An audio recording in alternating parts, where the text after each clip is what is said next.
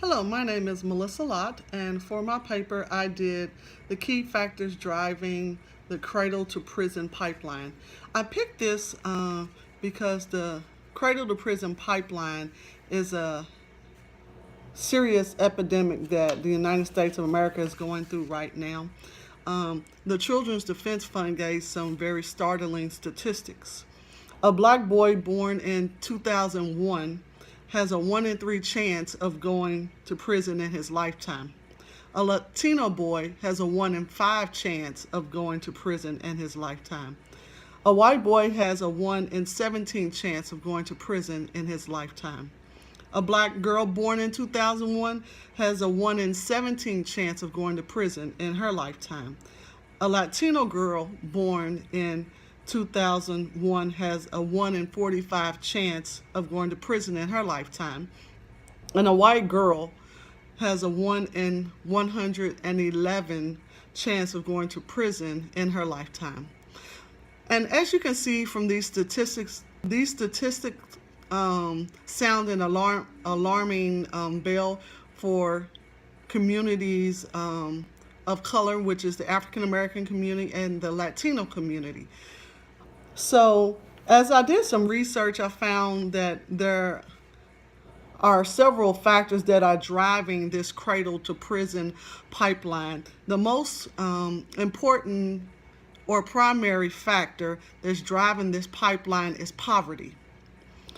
Poverty is the largest force, as I just stated, and children of color are mostly in the pipeline because children of color are negatively impacted by poverty.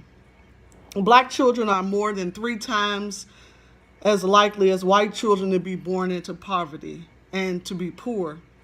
We're almost 4 times as likely to live in extreme poverty.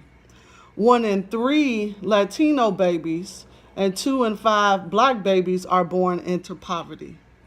More than 3 in 10 Latino children and 1 in 3 black children are poor. Between 2000 and 2008, the number of poor Latino children increased by 1.5 million, which brought it to 5 million, and the number of poor black children is currently 3.9 million. So poverty is the main thing that's driving the prison pipeline. And poverty is driving it because children who are in poverty, there is a direct correlation between poverty and education.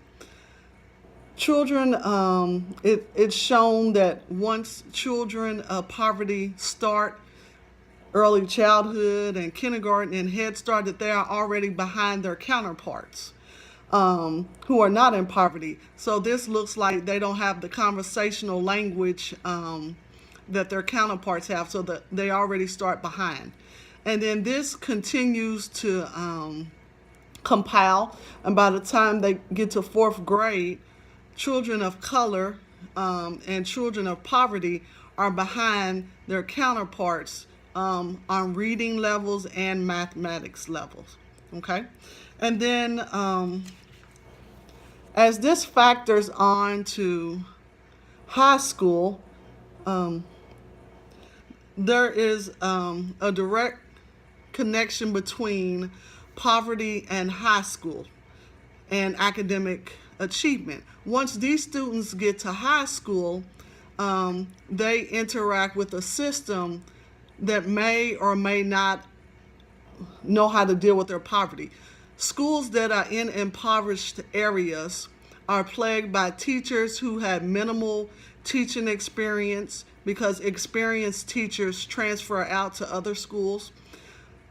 Schools in impoverished areas also have to deal with, in addition to academics, they have to deal with emotional support, and they have to deal with students coming to school with baggage. And some of that baggage could be their lights are cut off at home, a family member was killed, okay? So these are the things that children of poverty come to school with. And once they get to high school, the statistics are alarming. 40% of students expelled from U.S. schools each year are black. 70% of students involved in school arrest or referred to law enforcement are black and Latino. Black students are 3.5 times more likely to be suspended than whites. Black and Latino students are twice as likely to not graduate high school as whites. And then 68% of all males in state and federal prisons do not have a high school diploma. And this lack of high school diploma, once they get involved in the prison pipeline, even if they serve their time in prison, once they exit prison, because they do not have the high school equivalency of a diploma, they find themselves right back on the streets and beginning to engage in what some would call criminal acts to support themselves and their families. Okay. Another issue that I looked at that is a factor to the prison pipeline is inadequate access to health coverage. Children who do not have health coverage do not get to see a doctor on a regular basis and or a doctor at all. When children are growing up before age 3, they are to see their pediatrician and or another doctor to assess their developmental stages and if they are developing on stage.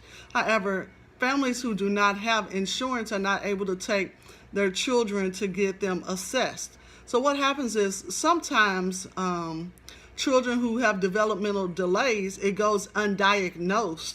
And once they get to school, they are placed in the wrong classrooms.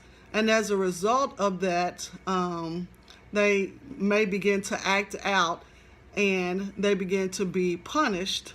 And as I stated before, they begin to fall in those statistics that could lead them to the prison pipeline.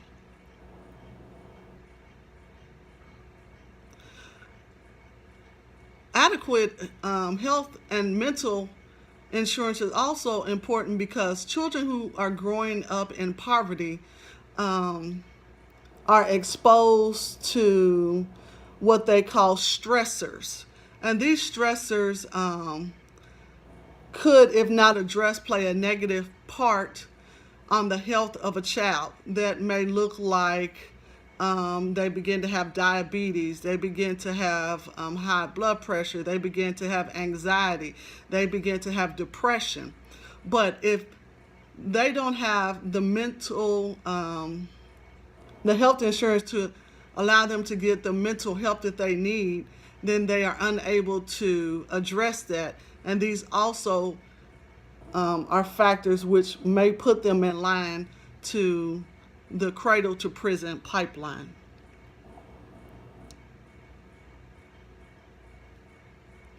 One way, there are several ways that social workers can